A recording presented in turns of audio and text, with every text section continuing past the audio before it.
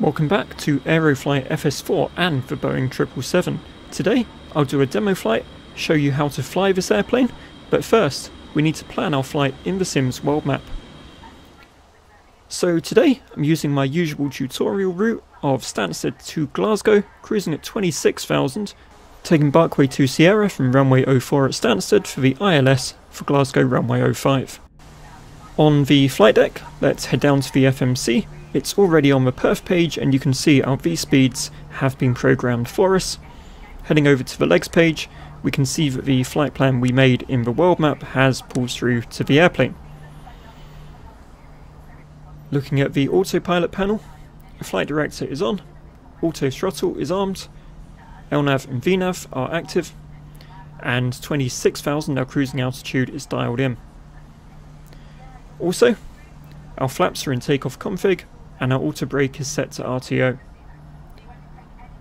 You can see our route here on the navigation display, and 26,000 is our desired altitude on the PFD.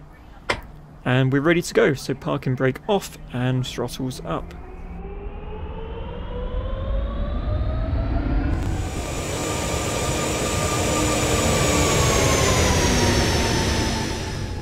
As we reach the rotate speed marker on the speed tape on the PFD, bring the nose up, and on positive rate, raise the landing gear. We can activate the autopilot.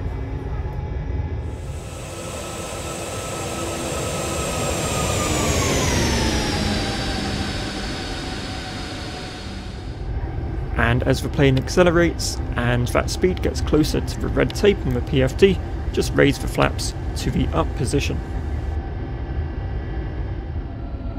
In VNAV mode, at certain points during the climb, the airplane will level off to obey altitude or speed restrictions along the route.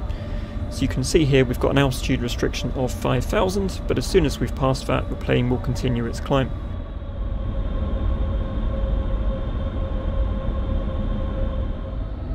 With the altitude restriction cleared, the airplane throttles up and the climb continues.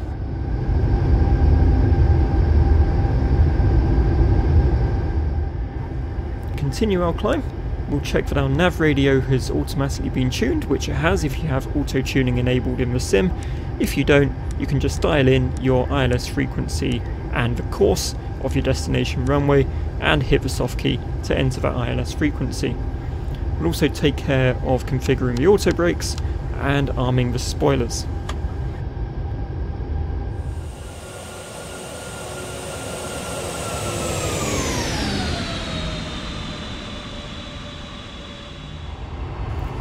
At top of climb, you'll see a VNAV path annunciator. The airplane will throttle down and level off at its cruising altitude.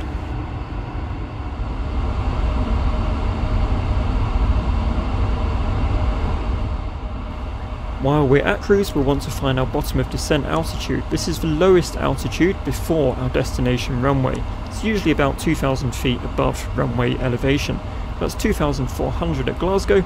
So we'll dial that into the autopilot panel. The plane will maintain 26,000 feet until the top of descent, at which point it will descend to 2,400. If we look a little further ahead on the navigation display, we can see our top of descent is about 160 miles away. On the progress page, we can also see time and distance to that top of descent.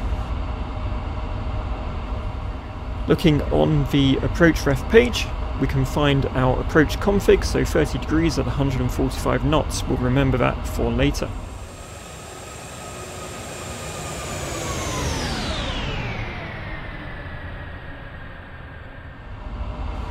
At top of descent, you'll hear the engine spool down, and the airplane will pitch down and the descent will begin on VNAV path.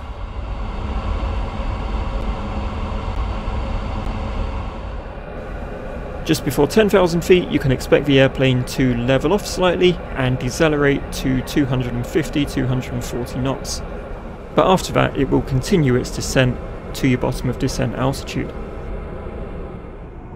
In Aerofly, the 777 doesn't automatically decelerate to approach speed, so about 10 miles from your destination, just left click the speed dial and dial in your approach speed, which was 145 knots for this flight. As the airplane slows down, you can apply flaps in line with the flap speeds listed on the bulkhead. At flaps 20, drop the landing gear.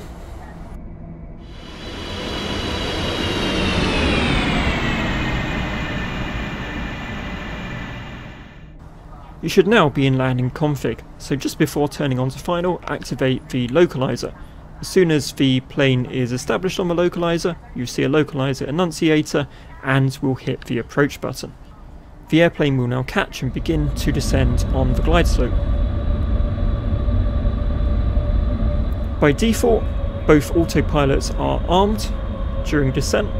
This means you'll get a land tree annunciator and the plane will make an automatic landing.